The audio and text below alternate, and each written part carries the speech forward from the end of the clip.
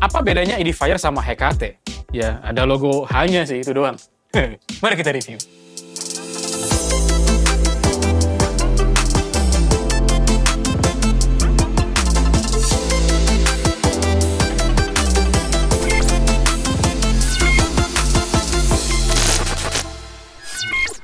Oke, setelah sekian lama nggak bikin video kayak gini, akhirnya kita bisa bikin review lagi karena barangnya baru masuk.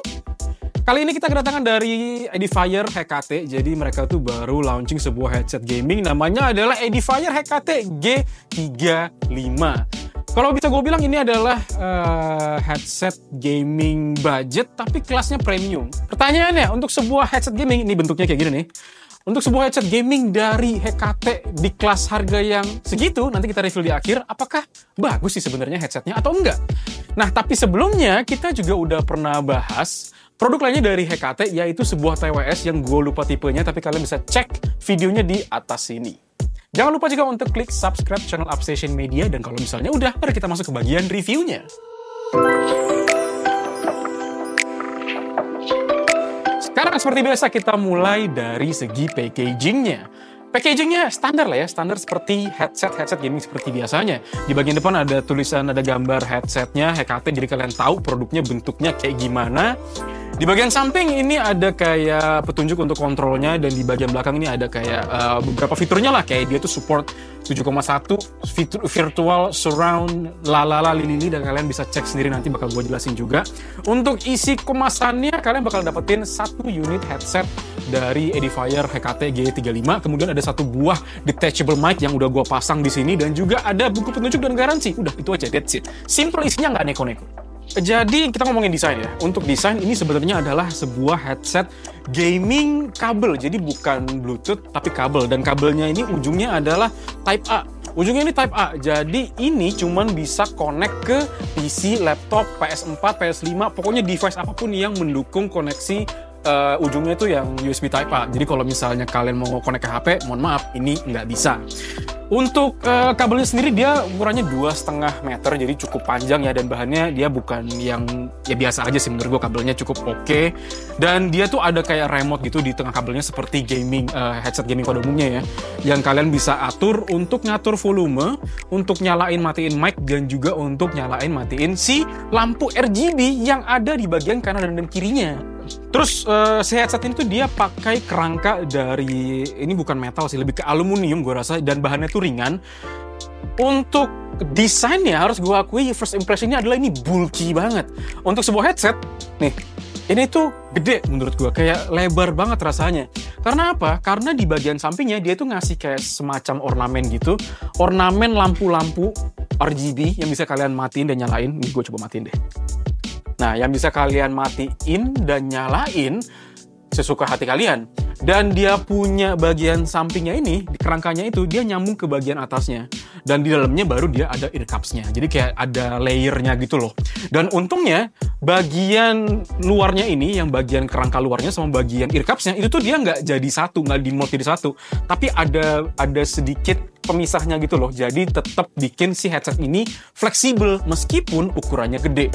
Dan meskipun ukurannya gede, dia ini ternyata nggak berat. Beratnya itu cuma 340 gram aja. Jadi ini termasuk ya ringan lah ya, standar untuk ukuran headset, meskipun ukurannya memang agak sedikit menyeramkan ya karena gede gitu. Untuk bagian ear cups-nya atau ear muffs-nya nyebutnya antara itulah.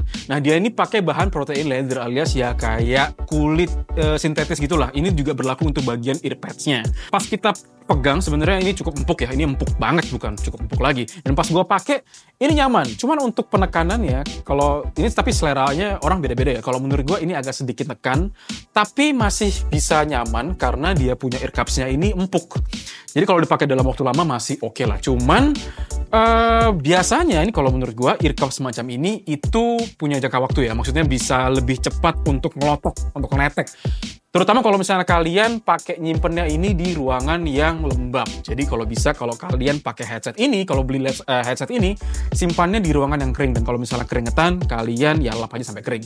Headset ini juga punya detachable mic sebenarnya, cuman ini udah gue pasang ya. Jadi begitu kalian beli headset ini, itu dia terpisah. Nih, mic-nya bisa kalian pisah.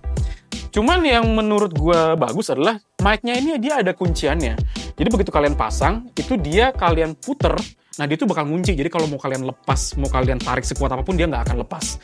Satu lagi, lupa. Tadi kan gue ngomongin earcups ya, kalau misalnya rusak, ini bisa kalian ganti kok. Jadi nggak ada masalah kalau misalnya setelah seiring berjalan pemakaian, rusak, klotok, kalian bisa beli yang baru di toko hijau, toko oranye, atau toko yang lainnya. Ngomongin soal audio, dia udah pakai driver 50mm untuk kanan dan kirinya. Kemudian dia juga udah support surround sound 7,1. Bedanya apa sama 5,1? Kalau 5,1 dia kayak cuman punya 6 titik doang, 6 titik suara. Kalau 7,1 dia ada 8, jadi kayak lebih surround gitu loh. Jadi kayak udah setara sama kualitas kayak nonton di teater atau di bioskop. Kurang lebih gitulah fiturnya ya. Kemudian dia juga udah dapat certified high res, jadi harusnya klaim mereka kualitas suaranya ini udah bagus banget. Apa iya? Nanti kita tes ya. Kemudian untuk sound, untuk tipe suaranya setelah kita coba, ini memang dia lebih ke V-shape, jadi alias bassnya itu dominan banget. Dan menurut gua ini wajar untuk sebuah headset gaming, karena kalau misalnya kalian gaming, biasanya kan kalian bakal mencari suara dentuman-dentuman, tembakan-tembakan, ledakan-ledakan, dan itu biasanya cocok banget pakai headset yang emang bassnya gede kayak yang ini. Buat dengerin musik ya tadi kita udah gue bilang ya, ini masih yang enak banget untuk dengerin musik yang cocok. Mungkin musik yang kayak pop rock gitu segala macam, EDM tuh masih enak. Cuman ya itu lagi, menurut gue emang bassnya kencang banget. Tapi tenang aja, ini bisa kalian atur dengan pakai software yang namanya adalah HKT Gaming Center 2.0. Software ini itu tuh bisa kalian custom sesuka hati si headset ini. Jadi ada banyak yang bisa kalian custom. Cuman satu hal yang perlu gue kritik dari softwarenya adalah ini tuh kurang intuitif. Maksudnya ketika gue pertama kali install, gue tuh bingung ngakses menunya itu di mana, karena menu kayak opsinya tuh limited banget. Ternyata gue cuma perlu klik kanan di bagian tombol ke logo headsetnya, dan itu tuh baru gue tahu setelah gue tanya ke orang edifiernya langsung. Gue hampir cari, kirain gue salah software kan. Ternyata softwarenya bener, cuma emang kurang intuitif aja. Tapi ketika gue berhasil gue akses menunya, ternyata banyak banget fitur customize yang bisa kalian pakai. Seperti ngatur volume master, dan kalian bisa juga ngatur volume kanan doang atau kirinya doang. Bisa juga nyalain fitur sample rate dari 44,1 kHz sampai ke 48 kHz. Bisa juga kalian setting equalizer, ngasih efek environment, nyalain fitur 7.1 virtual speaker shifter. Jadi kayak bisa kalian atur manual kayak titik surroundnya itu di mana aja sesuka hati kalian. Kalau kuping kalian detail. Jadi ada banyak hal yang bisa kalian setting di sini. Dan personally menurut gue yang lebih gue sering pakai adalah di segi equalizer. Karena suara bawaannya itu ngebass banget menurut gue. Dan setelah gue setting bisa agak lebih balance lah daripada defaultnya.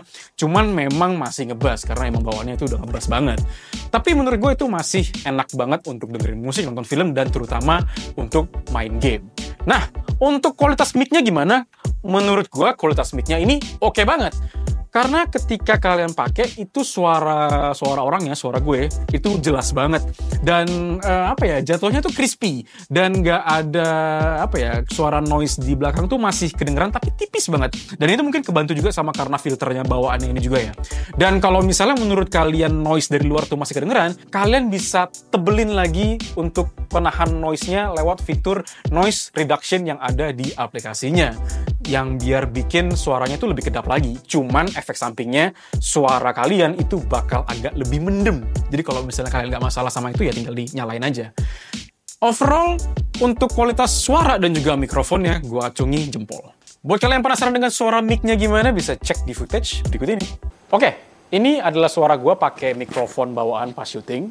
Dan yang ini tuh gue pakai suara mikrofon bawaan dari Edifier HKT G35.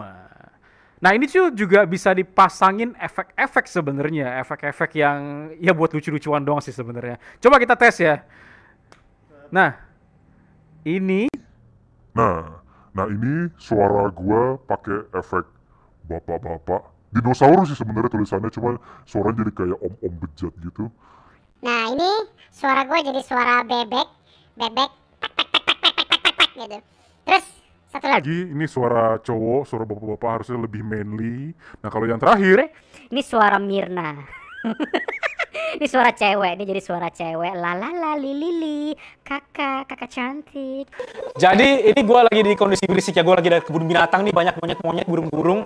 Nah, jadi si headset ini tuh punya fitur yang namanya noise reduction. Pas gue nyalain, nah ini fitur noise reduction-nya gue nyalain, tapi bisa disetting juga di lebih rendah atau lebih tinggi. Kalau gue tinggiin, nah apakah suara monyet-monyet dan burung-burung sekitar gue ini masih kedengeran? Kalau direndahin gimana? Nah, ini suaranya kalau direndahin. Kira-kira apakah suara mulut gua masih jelas atau lebih jelas suara monyet-monyet sekitar gua? Nah, coba kalian kalau tulis di kolom komentar.